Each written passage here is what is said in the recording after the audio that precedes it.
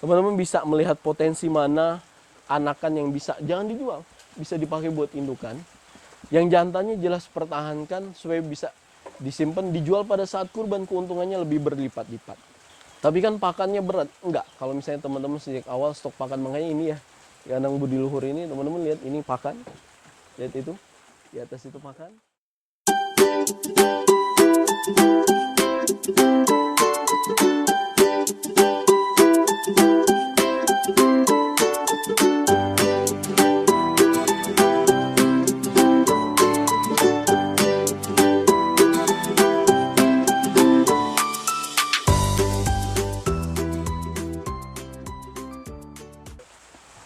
Halo, assalamualaikum warahmatullahi wabarakatuh. Selamat datang lagi di channel Kandang Budi Luhur. Terima kasih teman-teman atas semua supportnya.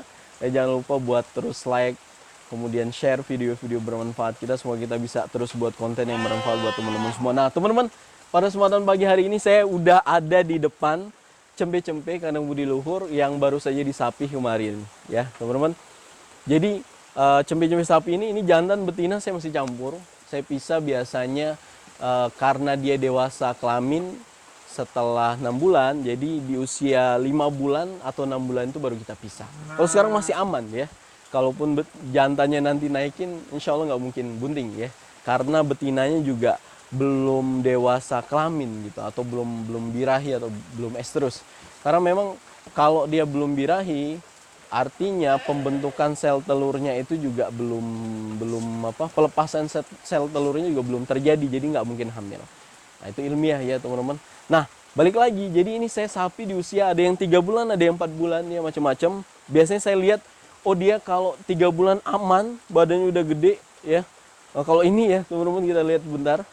Nah ini dia gede ya, si Kanada ini ya, masih 2 bulan ya. Ini tuh dia lagi duduk, dia masih nyusu, belum saya sapi karena masih 2 bulan.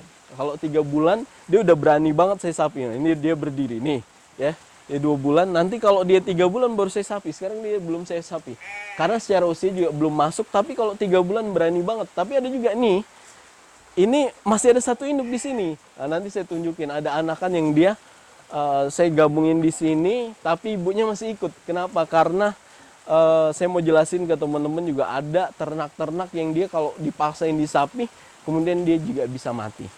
Nah teman-teman, tema kita pada kesempatan pagi hari ini adalah membedakan ternak yang dia bisa baik pertumbuhannya atau lambat pertumbuhannya, atau cempe bagus dan cempe biasa aja ya. Nah teman-teman, saya mulai mungkin dari gini ya teman-teman ya. Biasanya kan kalau cempe itu lahir, memang anakan itu kecil teman-teman. Tapi kan harus kita jaga. Nah di Budi Luhur, saya begitu ada cempe lahir atau ada anakan lahir, saya punya tanggung jawab bahwa ini adalah amanah yang harus saya jaga. Dia harus gede. Dia harus jadi sumber rezeki yang nanti bisa menghidupi kandang ini, menghidupi saya dan keluarga.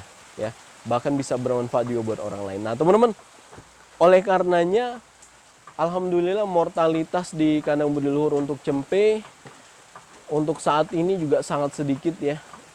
2% juga nggak sampai, tetap ada ya, sekitar 1%. Kemarin juga ada anak 4 lahir mati 1 di perut. Kemudian setelah kelang 2 hari mati juga anaknya yang kedua gitu ya. Nah sekarang sisa 2 ya, semoga bisa bertahan hidup. Tetap ada kematian, tapi sangat minimal. Nah saya mau jelasin gini teman-teman. Jadi kalau bisa, begitu anakan lahir itu, pakan itu kita naikkan kelasnya gitu ya. Bahkan bukan hanya pada saat dia menyusui. Saya sudah sempat bahas bahwa di 3,8 bulan itu perkembangan partus pada rahim ternak itu dia sangat pesat. Pada saat itu kita berikan nutrisi terbaik. Ya, kita kasih protein dan karbohidrat, kemudian serat yang seimbang, yang bergizi lah buat ternak, sehingga hasil anakan dihasilkan nanti dia bobotnya normal, bahkan dia di atas rata-rata, dan susu ibunya juga istimewa. Nah karena itu berdampak teman-teman, pada penjelasan kita pagi hari ini, ada ternak-ternak yang dia nanti kalah susu ya. Anaknya dua, biasanya anak dua gitu dia kalah susu, atau anak anakan satu tapi susu ibunya sangat minim gitu. Nanti berakibat pada anaknya. Nah, teman-teman, kita coba satu kamera kita coba merapat, kita tunjukin ya teman-teman. Ini ada dua anakan. Jadi ini ada itu ada induk, dia punya dua anakan ini di kandang sapi, tapi dia belum saya pisah sama induknya. Nah, ini ada dia anak tiga sebenarnya. Memang dia lahir kalau anak tiga kecil-kecil. Mati satu di dalam kandungan ya, kemudian lahir dia udah mati. Nah, sisa dua. Ternyata yang jantan ini lebih rakus ini ya teman-teman, ini saudaraan. Ya. Nah, teman-teman bisa lihat bedanya badannya. Ya. Ini jantan, dia lebih buas nyusunya. Gitu ya. Bahkan induknya nggak mau nyusuin aja, dia tempel terus ambing dan puting ibunya. Akibatnya apa? Saudaranya yang kalah. Nah, ini yang saya sebut teman-teman. Cempe ini, yang jantan ini, dia punya peluang ya perkembangannya nanti pesat. Dia bisa di atas 50 kilo, bahkan dia bisa 78 kilo, 80 kilo bisa. Tapi betinanya ini teman-teman nggak bisa. Ini saya tangkep ya. Ini, ya dia lucu. Nah ini dia lucu. Yang lain nggak terima dia diangkat. Dia lucu, ini sakit mata ya. Oh enggak. Dia lucu teman-teman.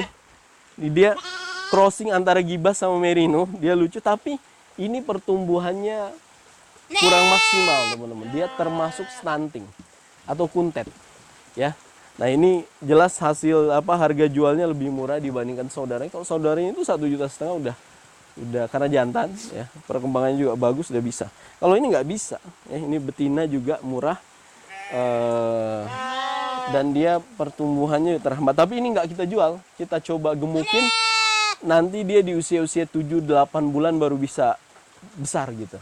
Dia cuma lambat aja. Nah, ini teman-teman ya. Kelihatannya dari mana? Dari bulunya agak kusam teman-teman. Dibandingkan saudaranya. Nah, ini silang Merino jadi dia agak lebat ya. Ini lucu banget nih. Nah, tapi sayang dia pertumbuhannya terhambat. Padahal ini lahirnya lebih gede dari saudaranya. Coba masukin lagi.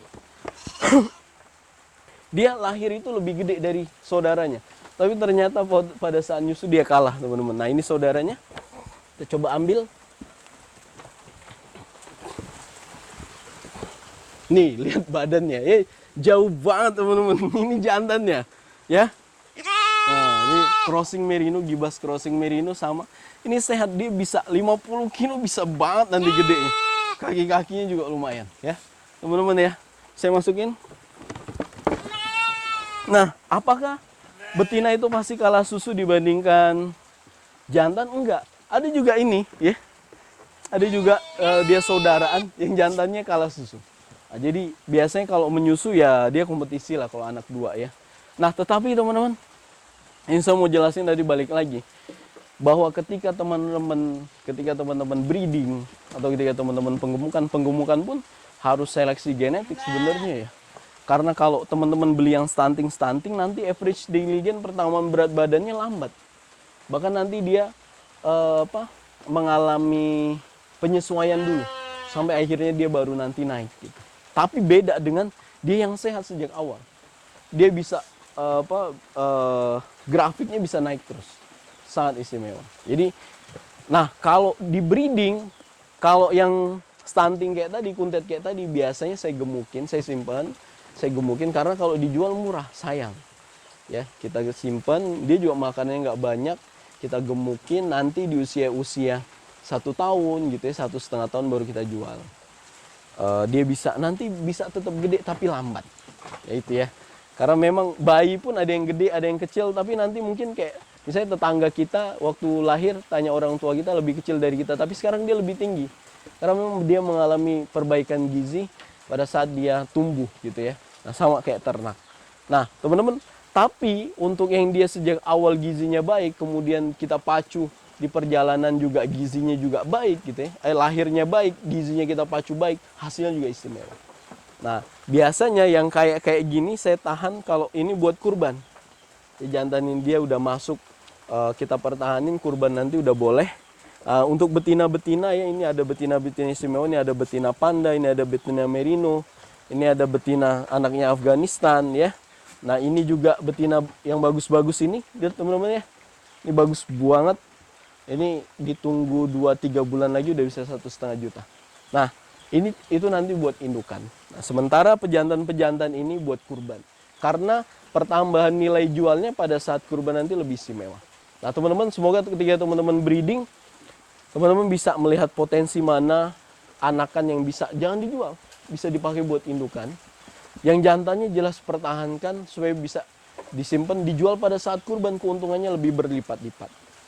Nah, tapi kan pakannya berat. Enggak, kalau misalnya teman-teman sejak awal stok pakan, makanya ini ya, kandang budi luhur ini, teman-teman lihat ini pakan. Lihat itu, di atas itu pakan. Kemarin juga kita bongkar tabungan silase kita, itu juga pakan. Ya, bahkan ini juga teman-teman, saya ngorbanin kandang, ya, itu juga pakan. Nah, jadi kalau misalnya kita simpan pakan dalam jumlah banyak kayak gini, kita mempertahankan anakan ini nanti buat indukan, nanti buat kurban, itu bisa banget. Ya, karena kita tidak merasakan naik turunnya harga pakan. Itu teman-teman semua bermanfaat. Jadi bisa bedain ya, cempe sehat sama enggak. Sebenarnya sejak awal lahir pun, wah ini dari kaki-kaki, panjang badan, kepala, dada, oh ini bisa gede banget nih. Gitu. Ada yang biasa aja. Nah teman-teman nanti itu lebih ke interaksi, tapi secara sederhana tadi bisa lihat bulunya. Kalau bulunya agak kusam, kemudian makannya juga agak lambat, kemungkinan dia kekurangan susu, kekurangan kalsium, menyebabkan bulunya agak kusam, pertumbuhan juga lambat ya. Nah, nanti kita kasih pakan aja yang bergizi, nanti pada bulan-bulan tertentu ya. Intinya dia biasanya setelah 7-8 bulan dia akan tumbuh. Ya, dia akan bisa gede. Itu teman-teman, semua bermanfaat. Semoga breeding teman-teman juga sukses. Terima kasih banyak. Assalamualaikum warahmatullahi wabarakatuh.